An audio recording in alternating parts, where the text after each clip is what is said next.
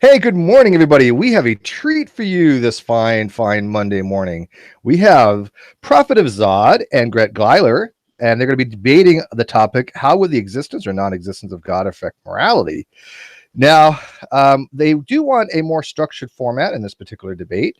It's going to be a 5-minute opening statement, followed by a 5-minute response to that opening statement. 10 minutes to ask some questions, and then kind of a back and forth, and then a final wrap up and then closing statement. We expect to be about an hour, maybe 90 minutes at most. I'm sure there'll probably be a after show if people want to come in and talk about how they think that the interlocutors did. Please come in. I want to welcome both my interlocutors back to my channel. Both of them have been before. We have Prophet of Zod, who has a wonderful YouTube channel. And we have Gret, who has also a wonderful YouTube channel. I want to thank you guys for returning. After your first experience, I wasn't quite sure if you ever would again. So, but anyways, do you guys want to like quickly introduce yourself and your channel and then give your opening statement, or do you want to do it a part of your opening statement? I can do it as part of the opening statement. Okay, is that fine with you, Zod? Yeah, that's fine. Awesome. And by the way, I want to welcome everybody on the live chat. Looks like we're already filling it up. Okay, here we go. So I'm just going to turn over to you, Gret. Give your opening statement. I'm going to time you 5 minutes, and your time begins. All right, cool. Let me know when I have about a minute left. But my name is Gret, Okay. and I am the organization. I run the organization DonorSee, and I blog and I make videos a lot about things like charity, poverty, and perspective. I'm also a Christian, and I at certain points have made apologetics videos, which have gotten picked up by a few atheists on YouTube. Prophet of Zod is one of them. He's made videos about me. And there's another guy named Essence of Thought who's made some videos about me. And a lot of times, if I see a video that's made about me, I want to make sure that I get a fair shake, that my positions are fairly represented. And so I often ask for a debate for the person. So Prophet of Zod, to his credit, has offered to debate me or converse with me, however you want to think about it. And then guys like Essence of Thought refuse to debate me, and will only they will only talk about my ideas on their YouTube channel from their own perspective. So I want to say thank you to Prophet of Zod for having this conversation with me.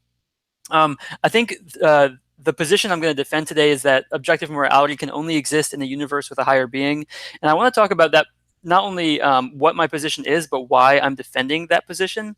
And so the position itself, I think is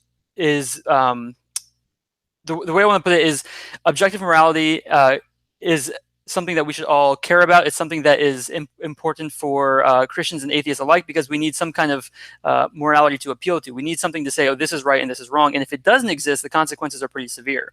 Even more so than that, I think the conversation about it is also really important. And I think that when people don't are unwilling to see the other side of this debate, where, what if objective morality can't exist in a universe without a higher being? What if that's true? What if that's actually the case? What are the implications of that? And I think that these are important things to talk about. So I've got two reasons for why I'm defending this position. The first one is because I think it's true, and hopefully we'll get deep into that, Prophet of Zod and myself. And I think that we should be primarily considered with not what does my side think, what is going to help me win the argument, but primarily what is true. And I hope that the two of us can come to a good agreement on that. The second thing I want to point out, and I think that this conversation really helps, it really highlights the tribalism that I see in the YouTube atheist community. Tribalism happens everywhere. It happens in religions. It happens in so many different situations. But what I'm seeing in the YouTube atheist community is this dynamic where if you don't believe what we believe, you're not part of the club, and we're going to attack you. But if you believe what we believe, we're going to tell you that you matter. And I've been seeing this a lot, and it especially comes out in the objective morality conversation. And I say that because there are many atheists who actually agree with my position. And some of the most preeminent atheists agree that there is no possibility for objective morality without a higher being. And so one of the things I find illuminating is the unwillingness to see that side of the story, see that side of the debate, simply because it's more often religious people who are trying to put forward that position, right? It's most often the Christians and the Jews who are saying, "Hey guys, objective morality can only exist in the universe with God." And because it seems like it's the religious people who are putting forward that decision, it's the atheists who are saying, "Well, we're not like them, so we're going to have our own positions." And I actually think, and I think what's so ironic about that, I mean, just almost embarrassingly so, is that. It's the YouTube atheists who position themselves as the most rational of the bunch. They're saying we're the ones on the side of reason, and yet they're the ones who are ignoring some of the most reasonable arguments out there by people who are atheists. And so as we go into this debate, I want everyone to listen closely to the words that we're saying and realize that just because we might be using the same words does not mean we're using the same definitions for those words. So the way that I see things, objective morality, I'm gonna define it right now. Objective means that it is true, independent of what you or I think about it. And morality is the goodness or badness of a particular action or inaction. So when Prophet of Zod and I have this chance to debate these different things, I hope that you'll understand he might be saying objective morality, and he might be saying objective morality can exist in the universe without a higher being. But the way he defines those might be different than me. And if that's the case, then we might actually agree on more than it seems like at face value. So that's where I'll leave it at the moment. And thank you again for hosting me, Steve. I'm excited to talk about this stuff. Awesome. You just under 5 minutes. By the way, you did see the 1 minute warning in the group chat, did you not? I did. Yeah. Thank you. Okay, good. Because I'm going to be using that rather than having to interrupt you. You're literally like right at your 5 minutes. That's perfect. Okay. So great opening statement, actually. All right, Zod, you're up. Thank you. And I appreciate those opening comments. I also appreciate the chance to do this. I'm Prophet Zod. I have a channel by the same name. I started as a Christian for most of my life, and my views have kind of evolved, and my channel kind of reflects that in ways that I feel are important. I appreciate Gret being able to be here and address this. Also, a lot of his focus on humanitarian and charity and stuff, I really appreciate that perspective. We do clearly have some differences of opinion, though, on morality, and that's what we're here to discuss today. I do have a lot to cover, so I'm going to try to get into it as far as my opening statement. I had made it clear that I really am not interested in addressing the question of whether objective morality can exist with a higher being, or what we call objective morality, but rather what are the consequences of a godless universe or a universe with a god.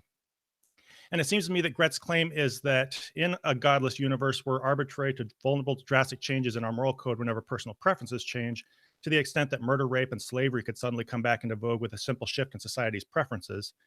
And I would contend that this just isn't the case, that in any possible universe, we have every reason to assess our relationship to our fellow beings, then try to learn how we're obligated to them, what we expect from them, and how we can coexist.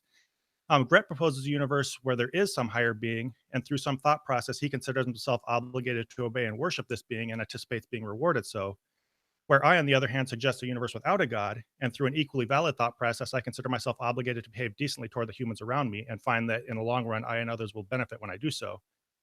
I think that both of these ideas are equally coherent, and I think that I can trust our audience to comprehend how principles such as empathy and reciprocity help us live together in healthy societies. We might run into some sticky dilemmas, but these can be worked out based on the foundational idea that we should promote human well-being.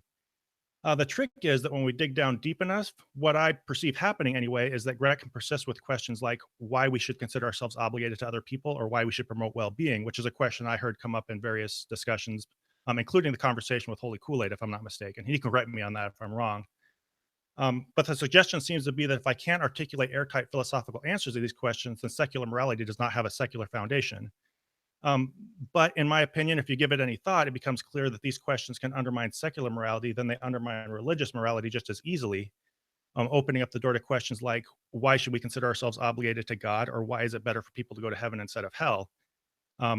And I don't think there's any airtight philosophical answers to those questions that don't just as easily answer the same questions about well-being in a secular universe. And any attempts at answering those that I've heard so far usually just rely on reiterating Christian doctrine or just labeling with God with traits that presume he deserves obedience. And neither of these really do anything other than explain how the person understands their own religion.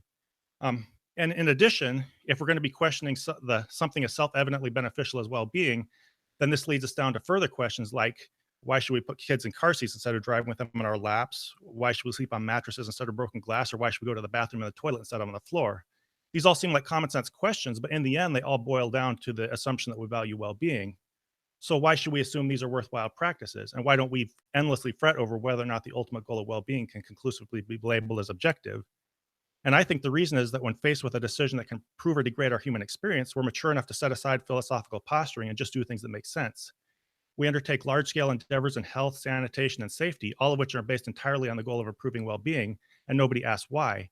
But when we do the same to advance morality for the same purposes, apologists, at least some of them, act baffled by our reasons. And to me, this doesn't make sense.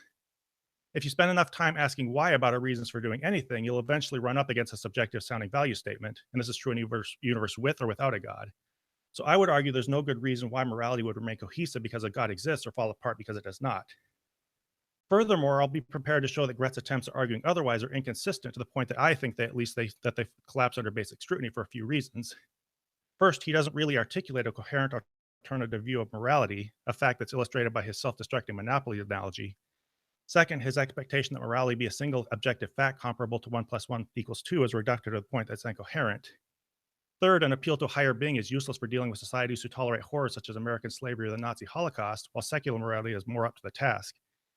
And finally, passing the buck up to God solves nothing because it results in all the same logical problems faced by secular morality, and Gret's attempts at resolving them, including the Euthyphro dilemma, end up falling back to what I see as the worst Christian excuse for anything, which is that God doesn't have to follow the rules for logic or morality or other things because he exists outside the universe.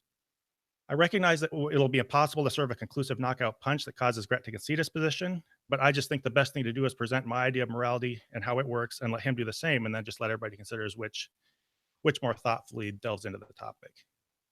And I think that's all I have to say for my opening. Awesome. Thank you, Prophet. All right. So what you guys decided was after your opening statements that you would give a 5-minute response to each other's opening statements. So Gret, why don't you go ahead and take 5 more minutes? You can address his opening statement, and then he will address your opening statement, and then we'll have more of the 10-minute Q&A that you had wanted to have earlier. Okay, that sounds good. Well, Prophet Vazad, again, thank you for doing this. I want to start with the last thing that you said, which is that what we should do is present our different views of morality, and what we should do is pick between the two of them. We will let the audience decide which one seems best. Is it Prophet Vazad's morality, or is it Gret Gyler's morality, or is it God's morality? Like, we're just going to present all of them out there, and the reasonable thing that should happen is that the best morality will win out. There's no basis for that. In fact, the more you think about it, the more you realize that actually every individual person will have their own version of morality, and it's very unlikely any of them will match up to any sort of cohesive degree. So what I want to present, what I want to propose to you, and I actually think this is a diversion from any of the videos I've made on YouTube. So I understand why you want to talk about these things, and just so we don't get into it in another holy Kool-Aid situation, I'm willing to venture into some of these other categories.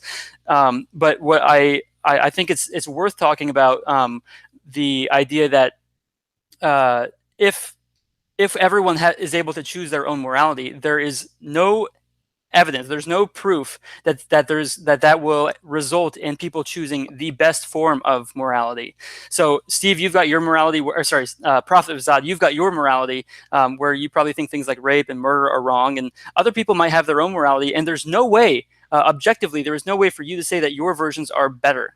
And you can appeal to things like logic and empathy, and you said empathy and reciprocity are two things that are needed for people to understand superior forms of morality. But again, empathy and reciprocity are arbitrary items that you have chosen. In all of this, you have chosen arbitrary items. And I think what the case you're trying to make is you're trying to appeal to the audience's feelings. The audience feels like certain things are right or wrong. The audience feels empathy with people who are with victims and people who are oppressed. And you're appealing to that and saying, don't you feel that feeling? Well, if you feel the feeling, then you agree with me.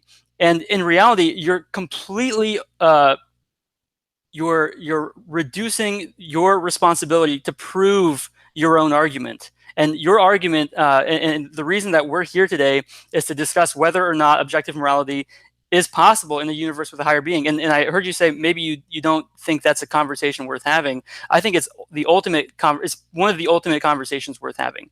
If objective morality, if a universe has a higher being, then objective morality can be true. if a universe doesn't have a higher being, then anything is permissible. And we can say, well, that's not reasonable. It's not in the well-being is not what's in everyone's. Let me put it this way: well-being is we can say that well-being is the ultimate best interest of everyone involved. But whose well-being? If, for example, you use the example of a mattress, and whether or not it makes more sense to purchase a mattress that's more comfortable than someone else.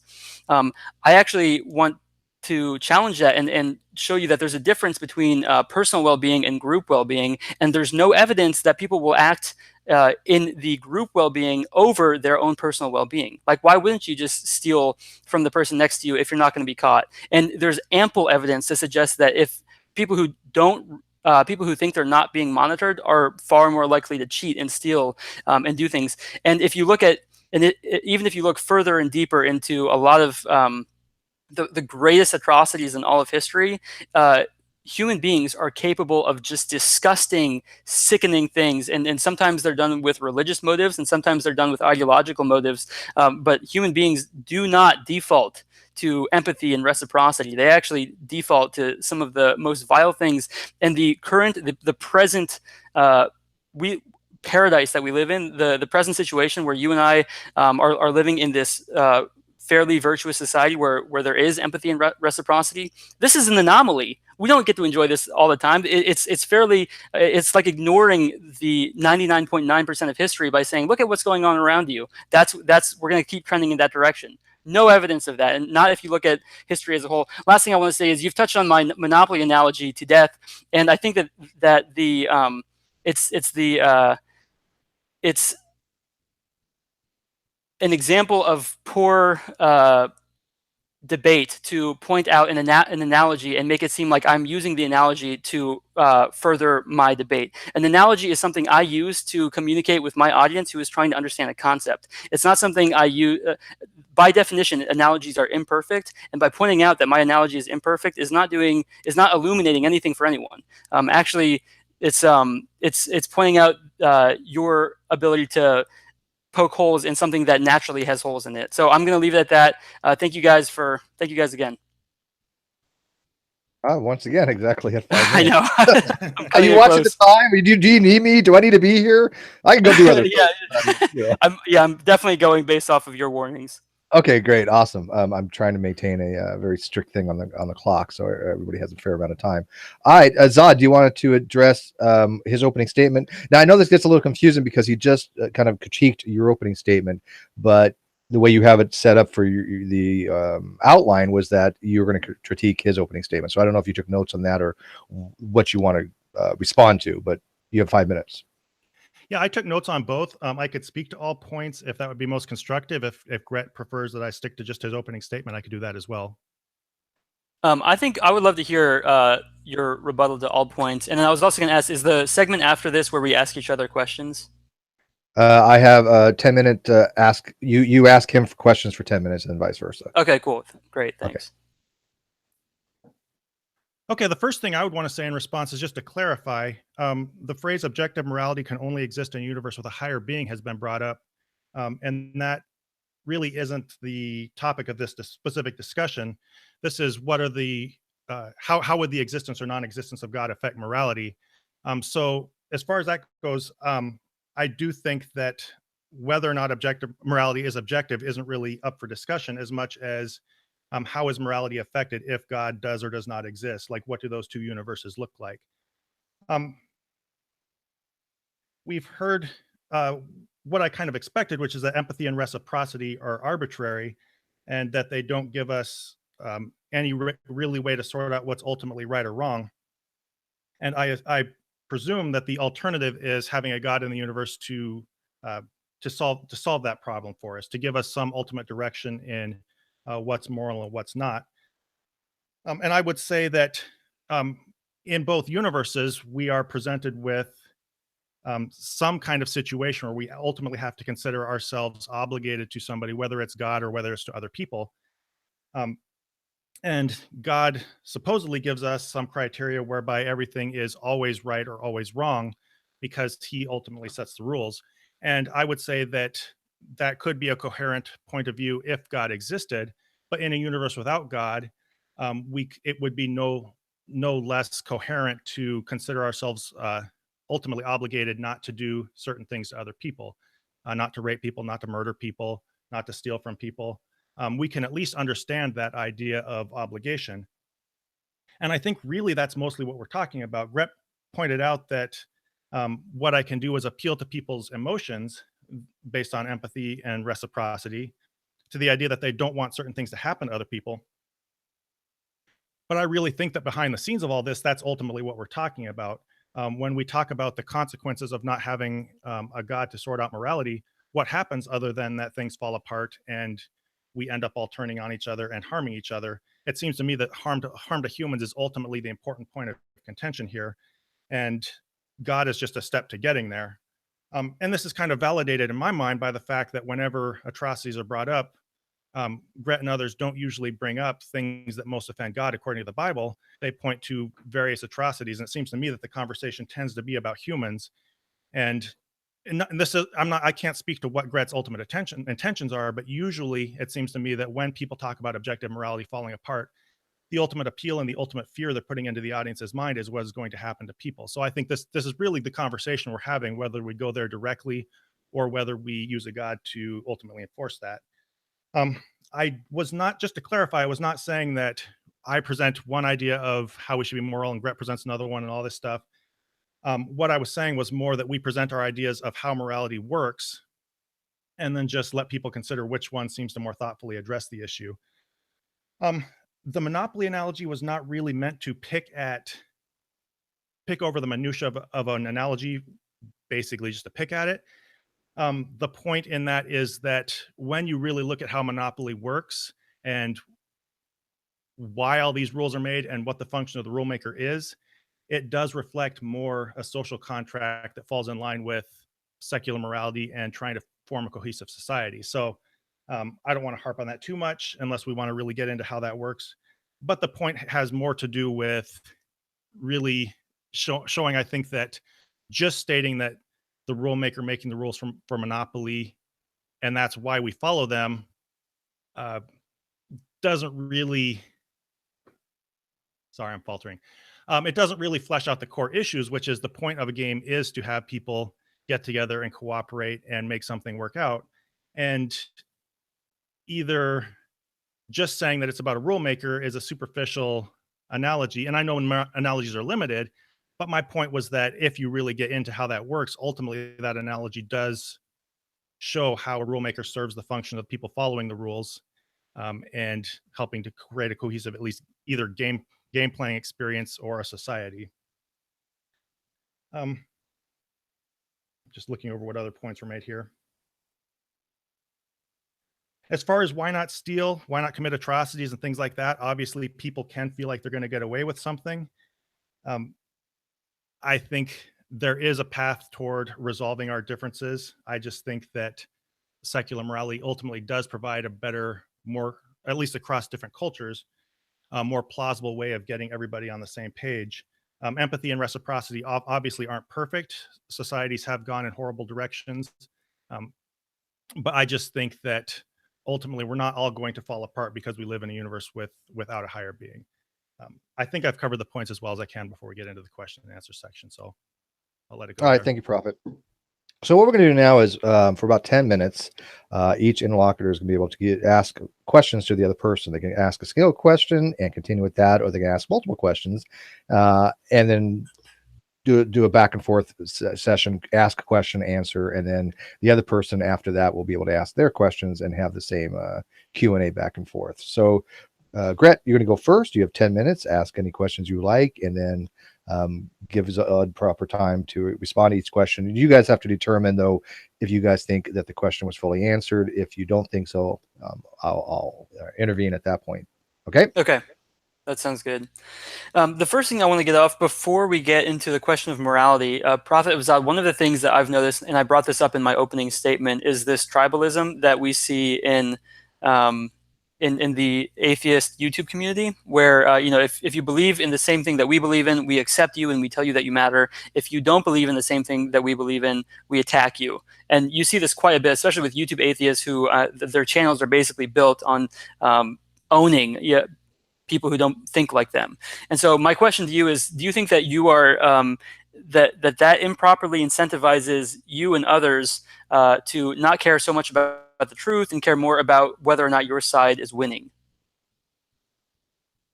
I think there's the possibility of that being an incentive. I think that's the situation for any group of content producers. There's the potential to want to pursue truth, or there's the potential to want to either just establish status, or promote yourself, or just make a point.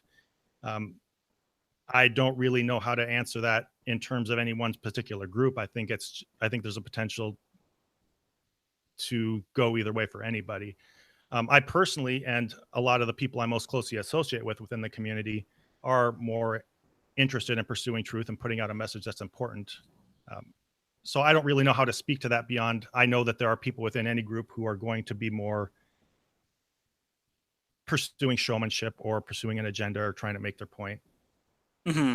I think that's fair. I guess I was kind of trying to get at, do you think it's possible that it happens a little bit more in the YouTube atheist community? Like I don't see I don't see hardly any other group on YouTube like trying to make videos where they own people who don't think like them, almost as much as the atheists do. And I'm not as familiar as I could be. But to my that's my perception.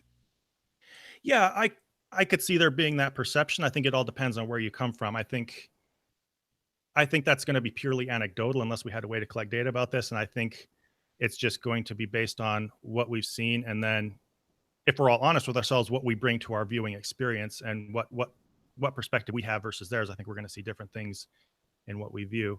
Okay, cool. Sorry, go ahead.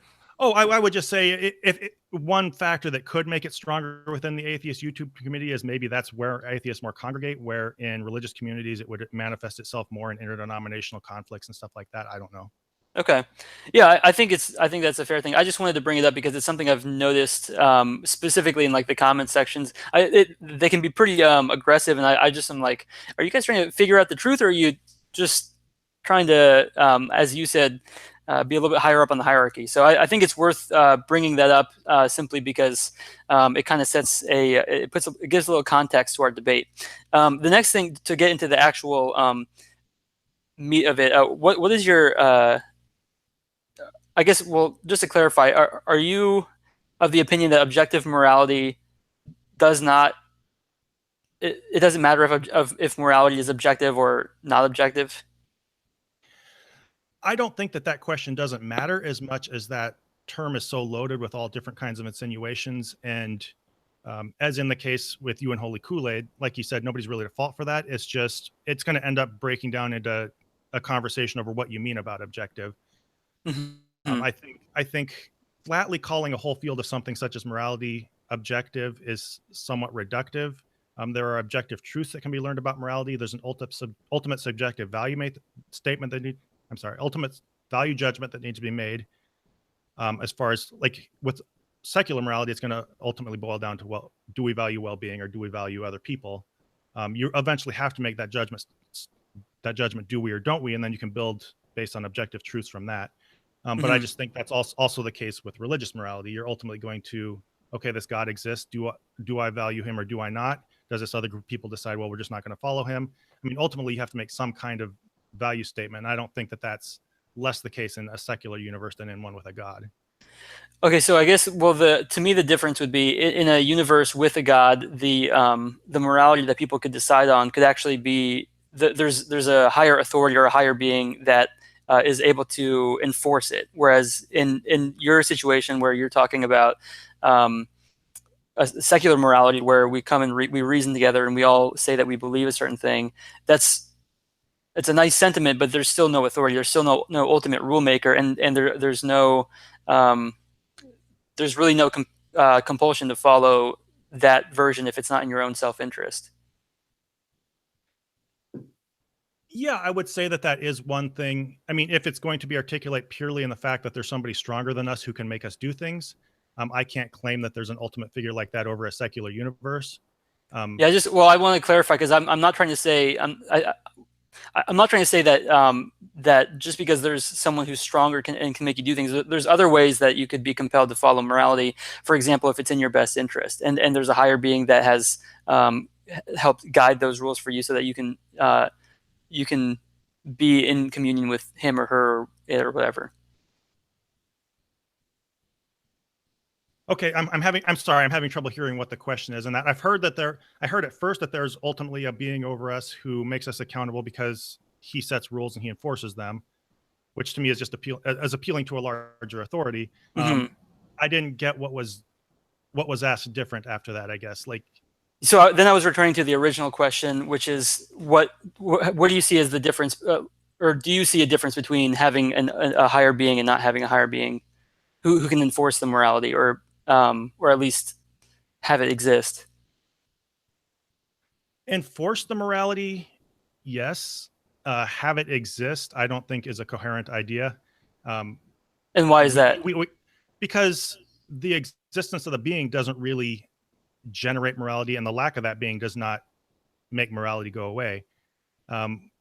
Like I said, I ran through my opening statement pretty quickly, but in any universe, you have to see, well, who else is here with me? How am I obligated to them? What do I expect from them? If there's a larger being, even if it's called a god, quote unquote, I'm going to have to figure, well, what is this thing? How am I obligated to it? What am I going to do in response to it? And I do the same thing with humans. There's a different dynamic where that thing is bigger than us and can enforce rules. If you want to define morality by whatever it thinks, that's a personal judgment call on the part of the person responding to the god, in my opinion. Okay. So really, go ahead. I have a few. I want to get into. I mean, I see what you're saying. I'm trying to get into. What I'm really trying to get at is why should anyone follow secular morality? By your definition of secular morality, which emphasizes well-being, using empathy and reciprocity. But like, why follow that? Because we feel obligated toward other people generally. We're empathetic toward them. We want to see good done to people. And also there are consequences. And I know that the idea of there's always the possibility that somebody's going to want to steal when nobody's looking, or somebody's going to want to murder if they get angry enough, or whatever. But we have this whole complex web of motivations, including how we feel toward other people and wanting good for them, which is basically empathy. And then recognizing that no, there's not a god over us, but there is this whole social structure, these laws that motivate us not to. I mean, obviously we can try to get away with stuff, but generally we're all going to be better off if we follow cohesive rules, live together in a society. Very few people want us to all break down into anarchy. So unless you just want to consider yourself to the exception to the rule and try to get away with breaking things, I mean, that's always going to happen. But that's a far cry from society melting down, because we all have no system of morality or understanding of it whatsoever. Do you think it's naive to think that that people will tend to do the generous thing? I think it's naive to think that if you were to turn them loose with no restraints, that they're always going to do the generous thing. It's naive to think that they're always going to do it in any situation. So I do think that there are restraints that are needed. I mean, we need laws, we need social pressures, we need all these things to keep people in line to some point. But except for psychopaths, nobody's going to run around just flatly murdering or raping or anything just because there's no God. There's also, in either system, there's a system of restraints and consequences, and a feeling of obligation towards something else, whether that's a God or a human. Mm-hmm. And I mean, there are advantages of a God always being able to watch you and always being able to be an authority over you and knowing you're ultimately going to be punished. There is a certain greater level of, I guess, I mean, knowing you're not going to get caught in that. But to me, that's all I hear articulated that's different in terms of ultimately there being a morality, or ultimately there being an obligation to another being. Okay. I'll leave it at that, Steve. All right. So Zod, now you have 10 minutes to ask your questions, and Gret will respond to them in kind. Okay. My first question would be, I think we kind of touched on this before, but do you think there would be negative consequences to not having a God in the universe?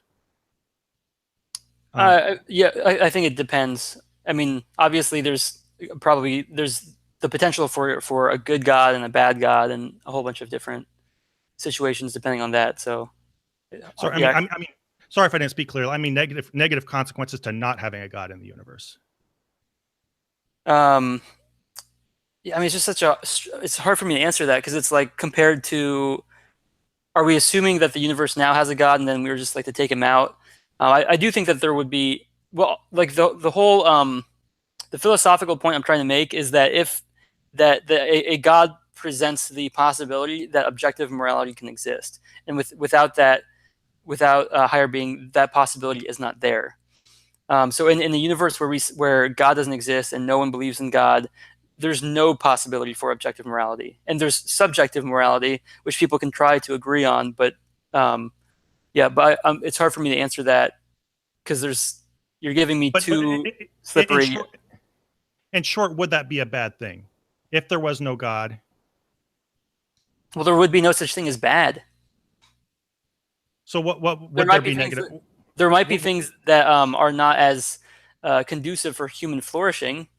I'd be willing to admit that, or that are conducive for human flourishing. I mean, there would be consequences that way, but the idea of goodness or badness, I think, is ultimately derived from a higher being. Okay, so if there were no God in the universe, you don't necessarily think there would be any consequences of that, because then ultimately nothing would be good or bad? I mean, yeah, well, there would be consequences of a sort, but the consequences wouldn't be good or bad. There would be no such thing as good or bad.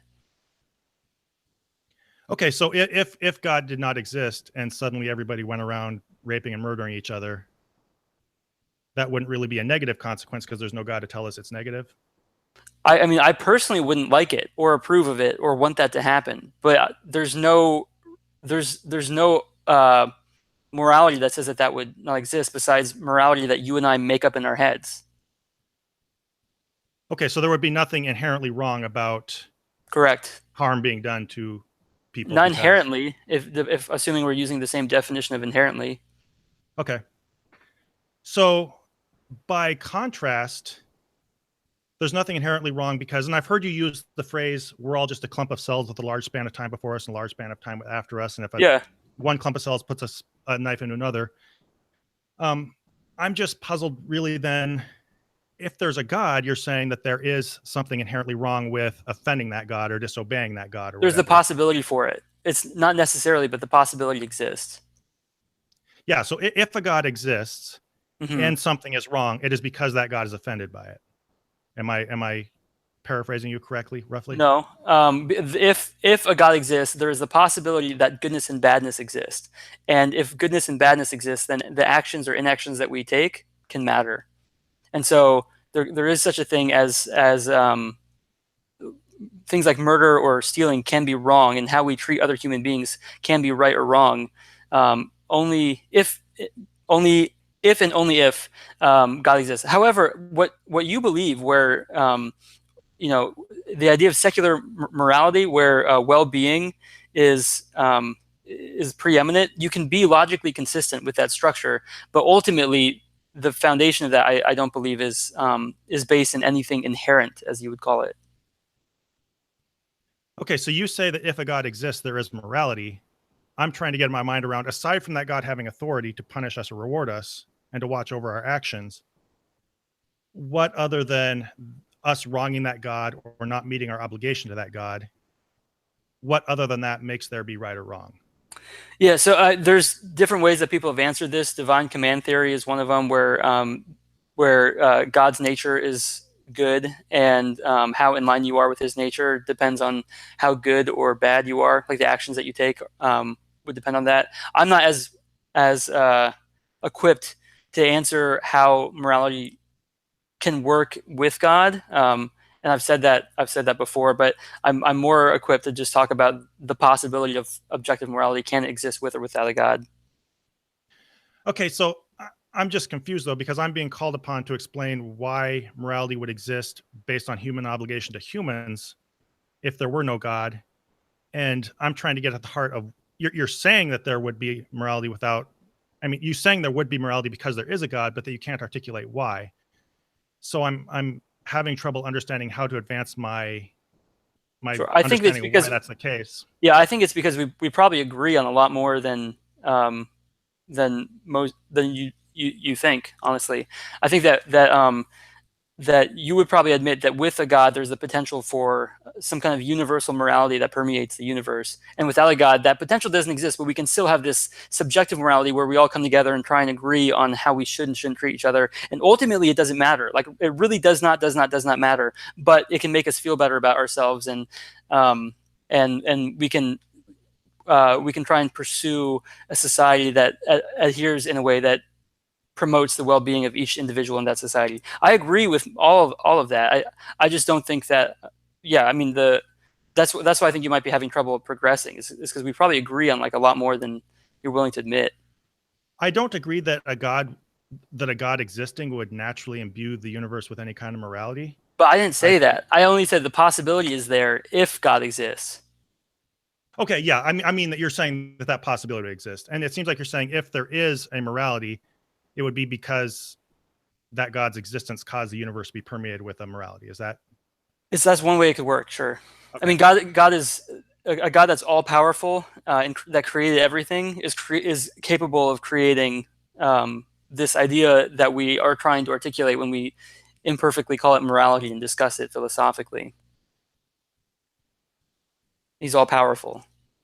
Right. So far we've gotten that he's all powerful, and this is just what I've heard. You're saying that if there was morality, it would come from that God.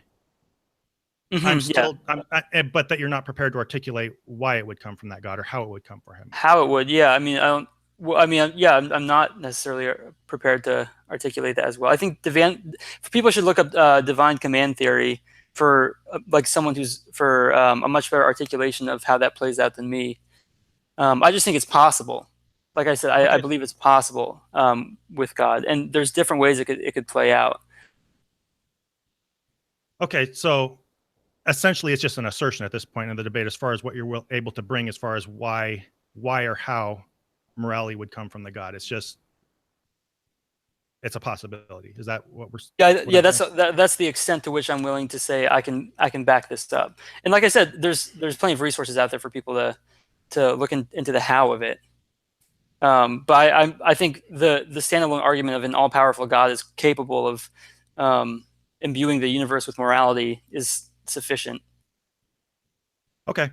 So if we're leaving it at an assertion, I don't really know how to further pursue that with questions.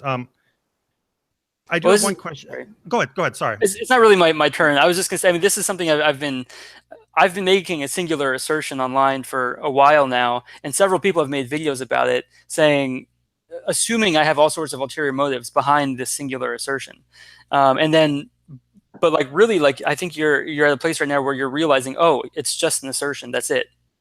And so that's why I've been confused by this backlash from the atheist YouTube community. It's like, guys, it's a singular assertion, and for the most part, I'm guessing you probably already agree with it. No, I've explained already that I don't. If it's just an assertion, that's fine. My confusion at this point of this is a debate, and we're trying to articulate where our ideas of morality come from. And so if it doesn't advance further than an assertion, I just really don't know what to do with it. We have 1 minute. I do have one question. This is just out of curiosity. If the will of a higher being is our basis for condemning all other cultures' atrocities, then how do we, with the universe as we see it now, how do we divine and then communicate this being's, since this is supposed to be kind of the unifying factor and the thing that brings us all together and tells us that if our group of people think something different than the other group of people, how do we divine that that's what the God wants? And then how do we communicate to other people? Like basically, how do we put this into any useful practice? Right. Oh, that's a tough question. I mean, I would say it's an equally tough question for secular moralists as it is for religious moralists, and I would say that there are a lot of people who are attempting to do that in different ways. Divine revelation might be one thing that people point to. I don't have empirical data or evidence for how that would work, But yeah, I mean, I freely admit it's a really hard question. I don't know how it would work. That's a challenge, but that's not something that's not contrary to anything I've said before. Okay. It looks like we're at the end of our time, so I'll turn it over to Steve now. Okay, so you want to do kind of a wrap up with each other? You have 5 minutes where you guys just have a free flow between you two, a dialogue with respect to what you've already have spoken about, so we don't add too much to the mix. Real quick, if I can ask, are you both of you available for an after show? A lot of people watching right now, 70 some odd people watching, a lot of them do want an after show, and I do as well, because I have some questions to ask both of you. Will you guys be available? I could stick around for a little bit. Okay, Zod? I would like to make it, but it turned out that my kids are all here, so I'm kind of pressed for time. Okay, but it'll be Gret, kind of touch or go as far as I'm. Okay. Yep, I'm happy to stick around for a few minutes. That'd be awesome. All right, sounds good. Go ahead. So we got 5 minutes to just chat with one another. Yes, sir. Okay, Zod, I just want to see if we could clarify where it is that you disagree with me, because you said you don't agree with my assertion, but I haven't heard a counter argument, or I haven't understood the counter argument that you've said. So my one assertion is objective morality can only exist in the universe with a higher being. So if you disagree with that assertion, can you flesh that out a little bit? I don't disagree with that assertion as much as I think it's so laden with semantics and basically that's just a very difficult thing to argue. There's so many different meanings behind the word objective, and there's so many things that go into reducing an entire thing like a system of morality down to a word objective, that I don't disagree with you on that. I just think that's not really something that's you can really have come to a coherent conclusion on, especially when there's two different worldviews trying to come up with different ideas of what objective means. What I said that I disagree with, which, correct me if I'm wrong, but what I heard you saying, to paraphrase, was that if there were a God, it would be possible that being's existence would imbue the universe with morality, and that. Yeah, do you disagree with that? Yeah, I disagree with that. I don't think there's any. And why is that? Maybe I'm still not sure where we disagree on anything.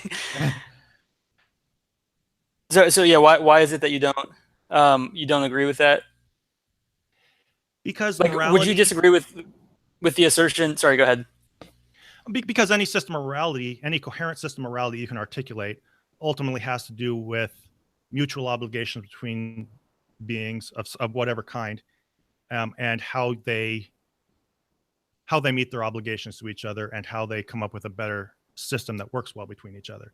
Even Christianity, ultimately the reason behind, and correct me if I'm wrong, but ultimately the reason behind God's commands is not just that they're God's commands, but the purpose of pursuing or following those moral values is that we have a better life here on earth, because his commands apparently are the best ones for us, and then can ultimately go to heaven instead of hell. And then on God's side, he receives obedience and glory, which is something he wants. Mm-hmm. And it's ultimately every coherent system of morality boils down to well-being. And so just saying that a universe's existence somehow permeates it with morality, I don't agree with that. I don't think that's a coherent idea of what morality is or how it works. Right. Yeah, I'm not sure. I don't think I said that. What I said was the possibility is there. If there's a God, then the possibility for a universal morality and objective morality exists. That's the only thing I've been trying to argue for, just the possibility. Yeah. There's a potential to correct me if I'm wrong, but what I thought I heard you saying was that, not that it automatically happened, but that it could happen, mm-hmm. that some objective higher being or God existing would cause there to be this morality in the universe, mm-hmm. just by the nature of his existence. It's potentially, yeah. Do you agree with the potential? The potential isn't there? I don't think that's how morality works. If that God permeated the universe with the idea that everybody should brutalize their children and murder people and steal things, I don't think those ideas would become moral because the God imbued the universe with them. Why not? Because of what I articulated morality is. I think morality is a system that improves the well-being of the people involved. And I think, like I explained, I think even Christianity, if you dig down to what it is, if you try to advance the conversation beyond just the commands of a authority over you, that's really what morality is. And I think that's what we all talk about when we're speaking about morality. So why emphasize human morality over goldfish morality, or human flourishing over goldfish flourishing? Because, well, I think we should try to be decent to animals as well. I mean, I think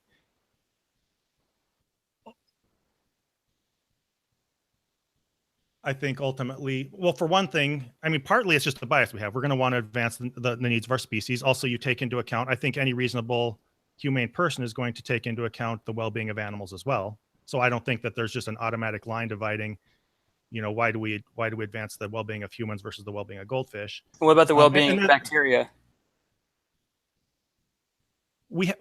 That's where I said at the beginning, you kind of have to assess, who am I in the universe with? What obligation is owed them?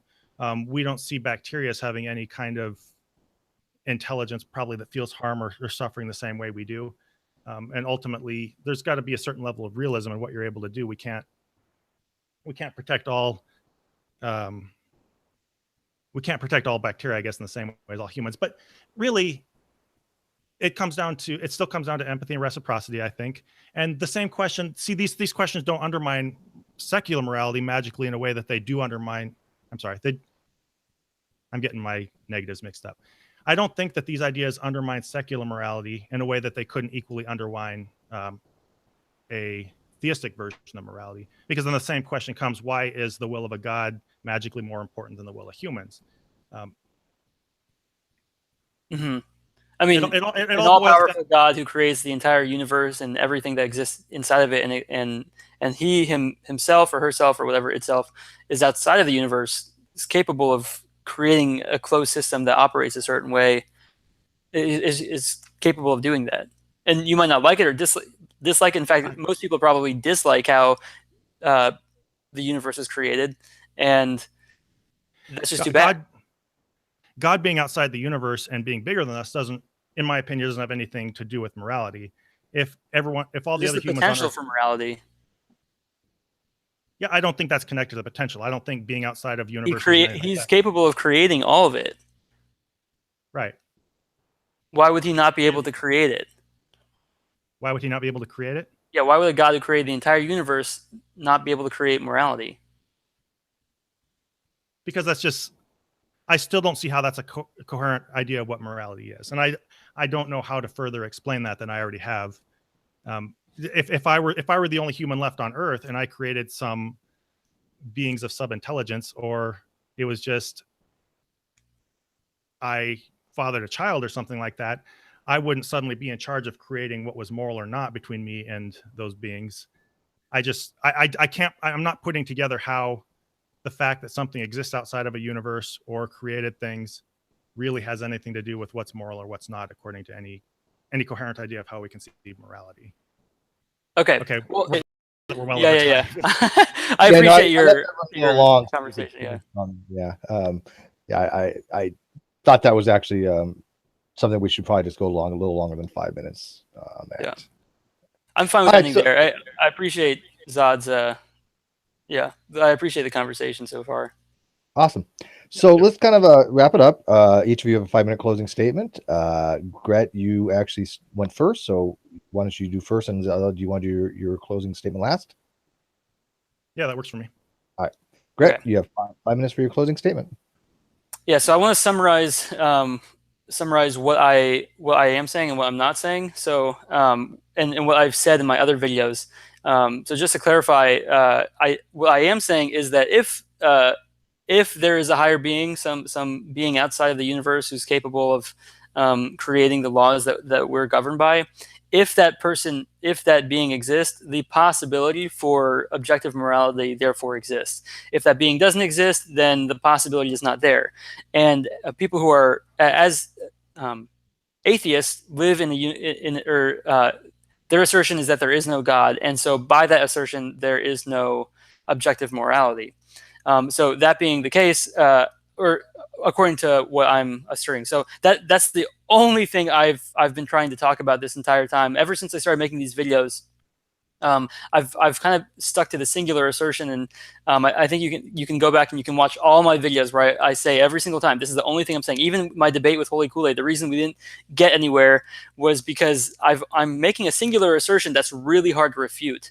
And I have this book here. The reason it's hard to refute is because most atheists already believe what I am saying. I have this book here, Sapiens by Yuval Harari, and I wanted to close out by reading a quick excerpt from page 110, where he says, this is exactly what I mean by imagined order. We believe in a particular order not because it is objectively true, but because believing in it enables us to cooperate effectively and forge a better society.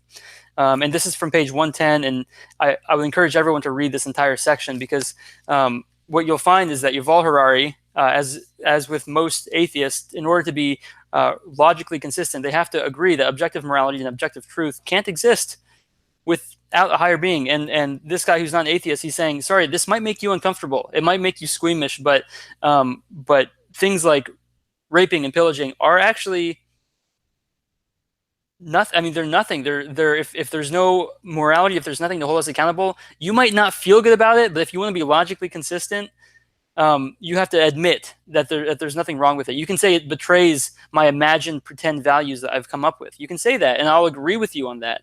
So for everyone who's commenting their disgust in the comment section right now, you can say that you don't like how it feels, and you can be high-minded and act like you're better than people who don't think like you. But the truth is, you can't. There's nothing about your version of morality that makes you better or worse than anyone else, because the very concepts of good and bad don't exist in a universe without a higher being.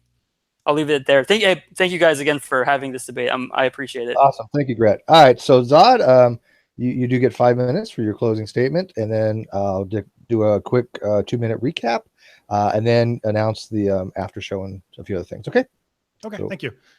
Well, I'm not really seeing all these comments. I'm not really able to watch them at the moment. But if there is disgust at the idea that we aren't inherently obligated toward other people, or that only comes from a higher being, I would agree with that. And I think that we have just as much reason, like I've been saying, to feel obligated to the well-being of a human, just as much or more than we feel obligated to the well-being of a God, or the feelings of God or obedience of a God.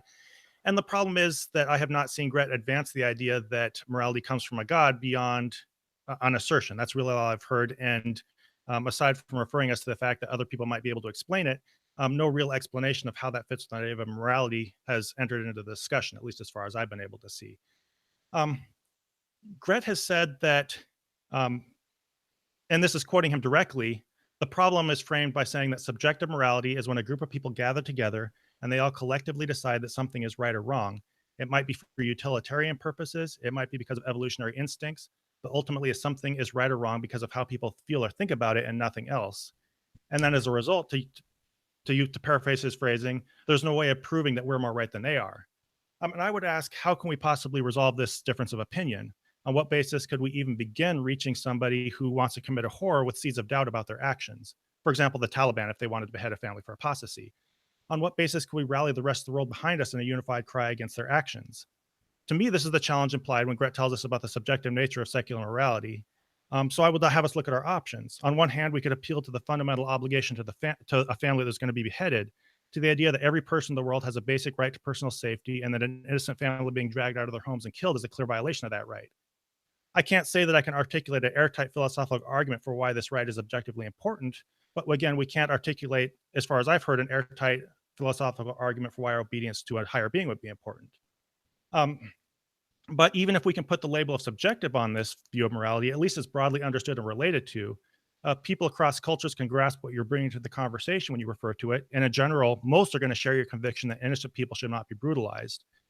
Sure, factors like cultural biases, lack of education, and tribalism may have dulled some people's empathy for a certain marginalized group, making them capable of surprising horrors. From the slaveholding South to Nazi Germany to the biblical tribes of Israel, we've seen many societies capable of brooding others in ways that shock us.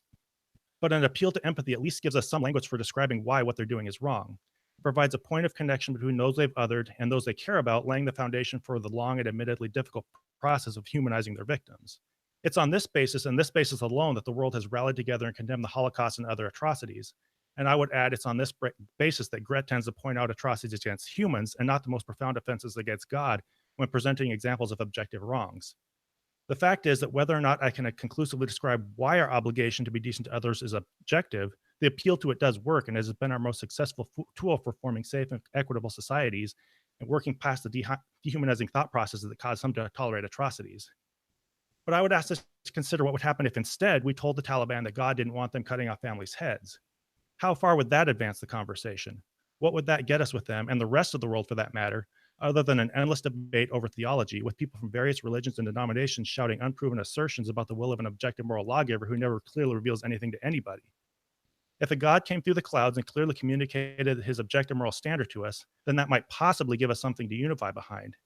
Until then, all we have are conflicting messages from various cultures that, if anything, exacerbate tribal boundaries between cultures, making the establishment of common moral standards more and not less difficult.